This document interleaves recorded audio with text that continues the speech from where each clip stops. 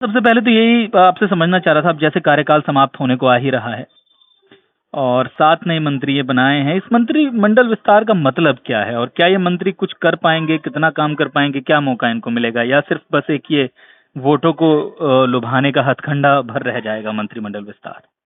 देखिए, identity politics का दौर है। दो दौर हैं, एक जो धार्मिक ध्रुवीकरण और दूसरा सामाजिक आइडेंटिटी पॉलिटिक्स। तो आज इन्होंने कोशिश यही किया है कि जो पिछड़े समुदाय हैं, पिछड़े दलित या जनजाति, उनको इन्होंने प्रतिनिधित्व दिया है। तो एक तरह से उनको शोकेस करके, दिखा करके और उनकी कम्युनिटीज को वोट लेना कहा, क्योंकि एक ग्राउंड रियलिटी यूपी में ये बन रही है कि एक तरह से दो ध्रुवी राजनीति चल रही है अभी फिलहाल। एक तरफ बीजेपी है और उनका गठबंधन है, दूसरी तरफ समाजवादी पार्टी। और समाजवादी पार्टी ने कोशिश किया है कि जो बैकवर्ड क्लास हैं इनको कंसोलिडेट करने का, और बाकी भी जो बीजेपी से नाराज हैं। तो एक तरफ बीजेपी हिंदुत्व की पॉलिटिक्स कर रही है जिसमें योगी का चेहरा है, और योगी बीच बीच में थोड़ा सा वो अपना एंटी मुस्लिम, मुस्लिम विरोधी वो बरकरार रखते हुए वो कर रहे हैं। लेकिन साथ में ये भी मालूम है कि जाति भी एक सच्चाई है, तो इसलिए ओबीसी में चूंकि नाराजगी है तो वो उन्होंने कोशिश की है कि भाई उनको साधा जाए। सर, जैसे आपने कहा कि ओबीसी को साधने की एक कोशिश है, और जैसा मैंने सवाल में पूछा था कि फिर ये मंत्री आखिर 6 महीने में कितना काम कर पाएंगे, कुछ मौका मिलेगा इन्हें कुछ करने का? देखिए, काम वाम कोई नहीं करता है, सब राज्य मंत्री हैं। राज्य मंत्री तो सचिवालय में कमरा भी पा जाए या फाइलों को देखने, दर्शन करने, यही बहुत है। वो खाली करेंगे कि गाड़ी लेके, लाल बत्ती लेके अपने समाज में जाएंगे, फूल मालाएं पहनेंगे, बड़े बड़े आश्वासन देंगे। ये एक लोगों के बीच में एक वो करने की पॉलिटिक्स है। अपने में लोग, आम लोग क्या समझे कि भाई क्या काम होता है। जो करना होता है वो तो मंत्रिमंडल है, चीफ मिनिस्टर है, पॉलिसी डिसीजन तो वही लेते हैं, तो उसमें उसके लिए जाति उसकी जरूरत नहीं होती। लेकिन चूंकि जाति हमारे यहाँ रियलिटी है, कोई अगर किसी भी जाति का होता है, कोई जरूरत पड़ जाती है थाने में, तहसील में, अस्पताल में, तो लोग अपने जाति के लोगों के पास पहुंच के थोड़े मोड़े जो रिलीफ है, पेट्रोनाइजेशन होता है, किसी का राशन कार्ड तक बनवाने में बड़ी मेहनत होती है, तो वो सब छोटे मोटे काम हो जाते हैं। बाकी जो बड़े फैसले तो नीतिगत करने हैं, जो दिल्ली सरकार को करना। जैसे इस समय ओबीसी जातियों की जनगणना एक बड़ा मुद्दा है, तो वो तो अब मोदी जी को तय करना है, जिसके लिए देखिए बिहार से भी प्रेशर काफी पड़ रहा है। सर, सवाल ये उठता है कि अगर इसी तरीके से फिर एक वोटरों को रिझाने के लिए कदम उठाने थे, तो योगी ने जो एक कुशल प्रशासक की छवि बनाने की कोशिश की थी कि उत्तर प्रदेश में काम हो रहा है, उत्तर प्रदेश में विकास हो रहा है, कार्यकाल के अंत में ये मंत्रिमंडल विस्तार कहीं ये संकेत तो नहीं दे रहा कि सरकार को अब अपने ही काम पे भरोसा नहीं है और वो वही पॉलिटिक्स कर रही है जो होती रही है? देखिए, रियलिटी यही है कि काम पे वोट नहीं मिलता। अखिलेश यादव भी कहते थे काम बोलता है। उन्होंने भी देखिए वो एक्सप्रेसवे बनवाया, यहाँ गोमती नदी पे बड़ा काम किया, एक नया अपना मुख्यमंत्री कार्यालय बनाया, बहुत जगह पुल, सड़क, खड़ंजा, ये सब दुनिया भर की चीजें की, लैपटॉप बांटे। तो इस तरह के काम से नहीं होता, क्योंकि लोग समझते हैं कि भाई ये तो बजट जो है वो सरकारी खजाना, हमारे टैक्स का पैसा है। लोग देखते हैं कि जो डे टू डे की रोजमर्रा की चीजें हैं, उनमें थाने का काम है, तहसील का काम है, राशन का काम है, वो सब हो नहीं रहा। तो वो हो रहा है या नहीं हो रहा, उसके लिए बीजेपी ने एक अलग तरीका निकाला है, और उसमें उनको ये डिजिटल जो ट्रांसफर है उसकी बड़ी मदद मिल रही है।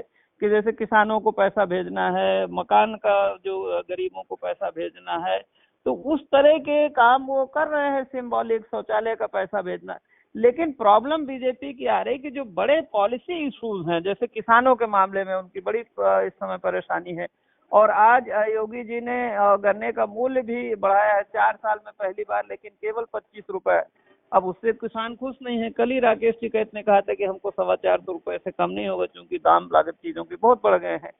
तो बीजेपी बजाय जो असली समस्या है, पॉलिसीज है, उनको टैकल करने के बजाय वो सिंबॉलिक कि भाई योगी जी हर हफ्ते चले जाते हैं बनारस, काशी विश्वनाथ या अयोध्या राम मंदिर या मथुरा में, तो ये सिंबॉलिक हो रहा है कि धर्म के नाम पे और जाति को संतुष्ट करने का, क्या क्योंकि लोगों को मालूम है कि केवल विकास से, सड़क पुल खड़ंजा से काम भी नहीं होता है ना। जी सर, वैसे क्या आपको लगता है उत्तर प्रदेश में लोगों के जीवन स्तर में कोई उल्लेखनीय सुधार हुआ है? सरकार का दावा तो यही है कि बहुत सुधार हुआ है। वो तो कहते हैं कि साहब यहाँ पर बेरोजगारी भी घटी है, इनकम भी बढ़ी है, लेकिन फैक्ट्स इससे मेल नहीं खाते। जो इंडिपेंडेंट एनालिसिस और ऑब्जर्वेशन आते हैं वो फैक्ट्स इसलिए नहीं खाते, और खास करके दो तीन उसकी मुद्दे है। एक तो किसानों को वाजिब दाम नहीं मिल पा रहा उनकी उपज का, चाहे गन्ना हो, चाहे धान हो, चाहे गेहूं हो। और जब तक किसान इतने बड़े तादाद में जो है 50-60 लाख लोग तो देखिए गन्ने पे ही निर्भर है, तो जब तक इतनी बड़ी तादाद 70% है, जब तक किसानों को दाम ठीक नहीं मिलता, तब तक मजदूरों को दाम ठीक से नहीं मिलेगा, तब तक फिर वो बाजारों में भी लोग खरीदेंगे नहीं। तो ये चीजें जो मूल समस्याएं, शिक्षा की देखिए इतनी हालत बुरी है, और कोरोना ने तो एकदम जो छोटा व्यापारी है उसको तबाह कर दिया है, जो सेल्फ पटरी दुकानदार हैं उनको परेशान कर दिया, जो रोज कमाते खाते थे। तो मुझे तो नहीं लगता है। हाँ, सरकार का ये है कि अगर आप सुबह अखबार में अपना खोलिए तो आपको बड़े बड़े विज्ञापन दिख जाएंगे, टीवी में दिख जाएंगे। लेकिन सर जो ये कदम उठाया है, मान लीजिए मेरी जात का मंत्री, क्या मैं उसका चेहरा देखकर इस तरीके की जो ये जिंदगी की परेशानियां हैं इनको भूल जाऊंगा, और ये वोट को प्रभावित कर सकता, क्या लगता है आपको? ये बड़े पैमाने पे नहीं होता, लेकिन माइक्रो लेवल पे होता है कि भाई कहीं निषाद कम्युनिटी है, उनके कुछ जगह वोट है, कहीं मान लीजिए खटिक कम्युनिटी है, कहीं गुजर कम्युनिटी है। तो इस तरह से धीरे धीरे देखिए, आज उन्होंने, बल्कि चर्चा थी कि संजय निषाद को मंत्री बनाया जाएगा, तो उनको मंत्री नहीं बनाया, उनको एमएलसी बना दिया। आज उन्होंने 4 एमएलसी भी रिकमेंड किए। तो अब यही तरीका चल रहा है फिलहाल, आइडेंटिटी पॉलिटिक्स। लेकिन एक प्रॉब्लम ये भी है साथ सरकार की जो हवा खिसकी है कि यूपी में कहा जा रहा है कि भाई 30 साल में कोई सरकार रिपीट नहीं होती है, तो इसलिए बीजेपी कोई कसर पूरी मतलब छोड़ना नहीं चाहती। जैसे होता है, आप भी किसी क्राइसिस में हो तो आदमी सब कुछ करता है, बड़े डॉक्टर के पास भी जाता है, और मंदिर तो भी आपको चला ये जाता है, और झाड़ फूक वाले के पास भी चला जाता है कि भैया कोई उपाय कहीं से तो दवा या दुआ लगे। तो मैं आखिरी सवाल करूंगा, तो आपको लगता है कि एक क्राइसिस मैनेजमेंट में उठाया गया कदम ज्यादा है बनिस्बत एक राज्य की परेशानियों को ध्यान में रखकर उठाए गए कदम के?